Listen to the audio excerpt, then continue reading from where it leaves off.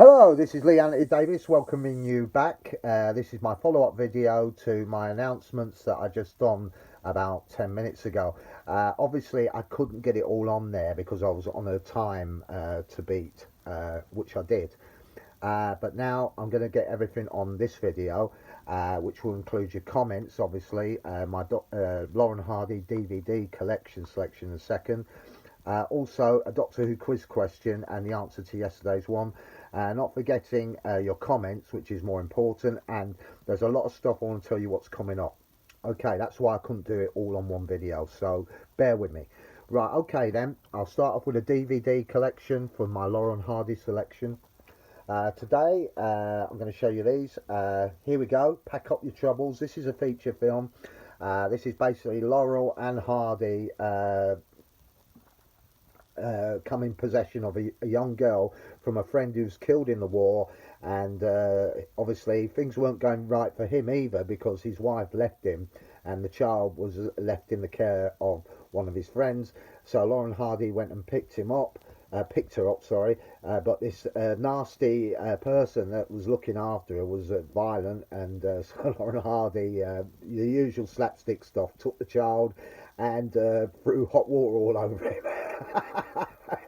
Then he called for his mates. They ran up the stairs and they did the same thing. They had this hot kettle and they poured it down their backs and watched them scream. It was funny. Yeah, it's a great film, but all laughs.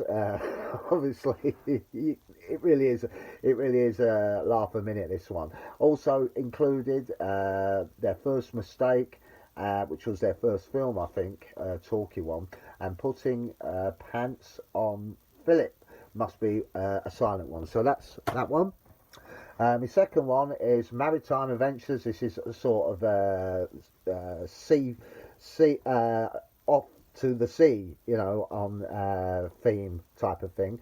You got the live ghost. That's funny. Then you got Sailors Beware. Two Tars, Men of War, Any Old Port, Why Girls Love Sailors, Toad in a Hole. What a classic selection of shorts there to watch. It's very funny. I like the live ghost because Laurel falls into this flower, and on the ship they're very superstitious. He's all white and everything, and they're all jumping off the ship. Oh, it's great fun. The next one is basically a desert theme. This is Sons of the Desert, We Fall Down, Their Purple Moment, On the Wrong Trek. Now, what's unusual about this, it doesn't feature Laurel and Hardy to the last few seconds at the end. It's basically about two women go to the fun fair and pick up the two guys join them. Well, they've been to the fair before many times, and these two guys think they're taking them out for a great day out, and they've been there many times. They're brilliant at shooting at targets, and these two are bloody complete idiots. There are some things on the fair that you never see these days. The revolving wheel where you all sit on it and it goes spinning around like that, and they all start flying off it. You don't see things like that anymore at fun fairs or theme parks, but that used to be the theme. Also, as I said, Lauren Hardy don't appear to this one in the last few seconds, but they do give a good performance for what they're in it for. A Job to Do. This is quite a good. You got Busybodies, Double Whoopee, Hog Wild, Dirty Work, The Finishing Touch, The Music Box, and Hats Off. The best one of this lot, of this pick, is Dirty Work. There's this scientist, mad scientist, who develops this potion that can turn you young. Unfortunately, you only meant to put 2 drops into the water. The whole lot went in because Laurel was dopey enough to knock it in there, and then he dopily knocked Hardy into it as well. And he turns into a chimpanzee. And he says, "Have you got nothing to say to me, Oliver?" He says, "I have nothing to say." Oh well, this one is another one of these sea themes again. Off to sea. You got Saps at Sea, Your Darn Tooting, Below Zero, and Thelma Y Tubella, whatever that is. I think it's a silent one. That one. Saps at Sea is quite funny. They hire a boat, and this criminal is on board as well, and they tell him to get off. They can't because they brought a goat with them. It chewed through the rope that held the boat on the shore, but it just drifted off into sea. And they were lumbered with this criminal, and he had this gun. He says, "Would you like to meet Nick Jr.?" He puts out his gun, bang, "I'm Nick Sr. I'd like you to meet Nick Jr." Pulls out a gun, shoots a seagull, and it starts, bang, right into the water. And the funny bit was they had no food, so they had to make it up out of all sorts of shoestring and say, "This is what Mama used to make." And then the guy says, "Right, you eat it." And you're watching their face when they're eating it. It's all full of bloody oil and God knows what red paint. Anyway, that's classic stuff. The final one I'm going to show you is Law and Order. This is when Laurel and Hardy are policemen. What a mess. What a fine mess you've got me into. Scram, Night Owls, Ladrones, The Second 100 Years, Call of the Cuckoo, Duck Soup, 45 Minutes from Hollywood, and Big Business. Scram's the funny one because they they're meant to stop crime, right? So they try and they do badly at it. They're the worst coppers on the district, and so they do a deal with this guy to to make it look like there's crime, and they've got a crime they can arrest, and he'll get good, and they'll benefit from it. But it all goes wrong, and they all end up in the slammer. Right. Anyway, that's the end of that. I've got one more section of Laurel and Hardy to show tomorrow.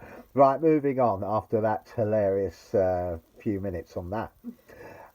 My Doctor Who quiz question features the one where I said which actress actually appeared in Doctor Who 3 times, basically 10 years apart. The answer is Wanda Vetum. She was in it in The Faceless Ones in 1967. Then she came back 10 years later in The Image of Fandal, and then she appeared in Time and the Rani. I think that was Sylvester McCoy's first adventure in 1987. Right, and the famous son that I mentioned that she's got is Benedict Cumberbatch. You probably remember him from Sherlock Holmes. He's moved on to bigger things since then. Right, my next question for Doctor Who is, who is the oldest Doctor Who companion that is still alive today? Who is the oldest companion that is still alive today that travelled in the TARDIS, all right? Right, now for your comments. This is why I had to make this video, and even then it's running late as well. But I'll just get you a few of them that I've picked out. We'll start off with... I've got a Tiger Woods PS2 trailer out, so I've had a comment on that one, so I'll just read it out. Let's see. I found that the 2003 version was a lot easier than this version. Yeah, probably. I played it as well, and I found that there was too much stuff immersed into this game. It wasn't as easy as just hitting the ball. You had to sort of muck around with measurements and stuff. But yeah, I can see where you're coming from with that one. Right, moving on to another one, Lost in Space. Comment on that one. I've got 3 actually, and I've got a new subscriber. So I'm very grateful to you. I'll just give you a like for that, a like, love heart, like, and love heart. So I like the video. Like your comment. This one comes from Thomas YR9IN. That's how I will pronounce it. Mr. Harris was the king of chaos. He certainly was. This one's from Aaron Baker. From a Laurel and Hardy quote, "Here's another fine mess you've got me into." Referring to Mr. Smith, of course. Right, okay then. Moving on to another one on this announcement. I'll just read it. I've got a couple of comments here. Here we go. This one, I can't believe that Lee, you said about Alex Kingston returning to Doctor Who in the 2nd season. Sorry, I can believe that you Lee, you said about Alex Kingston returning to Doctor Who in the 2nd season, returning as River Song. If Bonnie is back as Mel, this probably is a clever ploy by RTD to win or to woo the lost fans that have become uninterested in the direction of the show under Chibnall and with the Christmas specials returning and a welcome back to its usual Saturday slot, I can see more favourites returning to the future series. Yes, I can as well, because obviously fans weren't happy that the direction of the show was going somewhere where they weren't, probably not used to doing. Going during on a Sunday, I mean, nobody wants to watch it on a Sunday. They've got other, the weekends are a lot of work. They've got, they're basically stressed out. A Sunday is something they probably relax with, but not on television.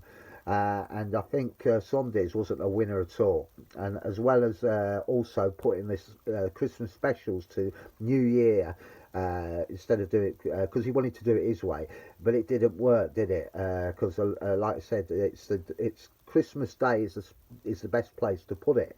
And if you lose that slot, it's very hard to get back. But obviously, Russell T Davies has worked hard with the BBC to try and find a place for his Christmas specials again. And the BBC are obviously well endowed with letting this happen because they want it back. So it's back in its usual time, it's back in its usual day, and it's back in its usual period for when it's meant to be. And I'm grateful for that. I didn't really like the direction it was going with the time schedules and stuff. And obviously, I didn't really like some of the series that Chibnall went into. He tried, but it didn't work, did it? Some of them were good. I mean, I liked the Flux. That was bloody good. I liked it. I don't know, just something about it. Probably the Cybermen, the Daleks in it, the Sontarans. That's probably what swung it for me. But first series wasn't too good, and I think it proved it in the ratings. The second series was a little bit better. They had the James Bond sort of take on with Spyfall. But anyway, never mind. I'll get on moving on. That's just one comment. Here's another one. Yes, I will go along with that. Alex Kingston looks likely she will be returning to the show, especially when Davis used her twice before. Unfortunately, Moffat overused her when he took over as showrunner. Yes, you're right, he did. I think if you use a character too much, it becomes convoluted, and people know what they're expecting. It's best to sort of leave them, give them a good story, then leave them, bring them back some other time, but not keep bringing them back every time. She was always popping up here and there. I've got nothing against her or the character because I think Alex Kingston is a brilliant actress and her character's not too bad, but there was some of these stories that didn't really work with her in them, like the Let's Kill Hitler.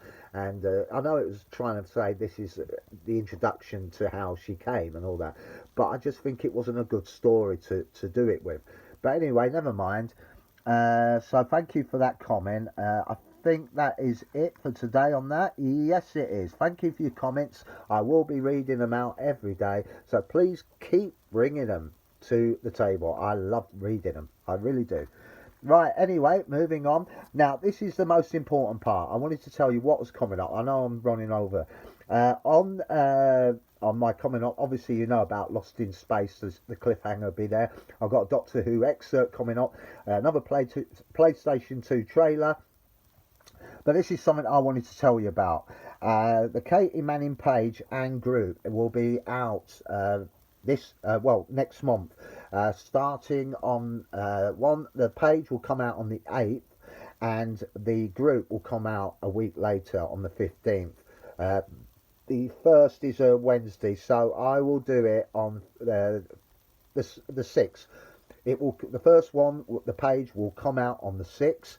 That's Monday the 6th of November, and the second one will come out on Monday the 13th. Unlucky for some. On November, I think that's right. No, Monday the 6th. Yeah, that's right. 7 days. Right, so I will post them up here. So you've got more, so I'll give you a chance to see what they're about. I'll put some information about them. But I usually promote my stuff on here as well as Facebook and stuff. So anyway, so that is the new one, the Lee Anthony Davis, the Katie Manning Adventures, Katie Manning page, and the Lee Anthony Davis, the Katie Manning group will be out next month, and I'll post it up here very shortly today on this channel. Right, just one other little thing that I wanted to tell you about. On Thursday, the 23rd of November, as you know, is the birth of Doctor Who. It's the beginning of when they started out.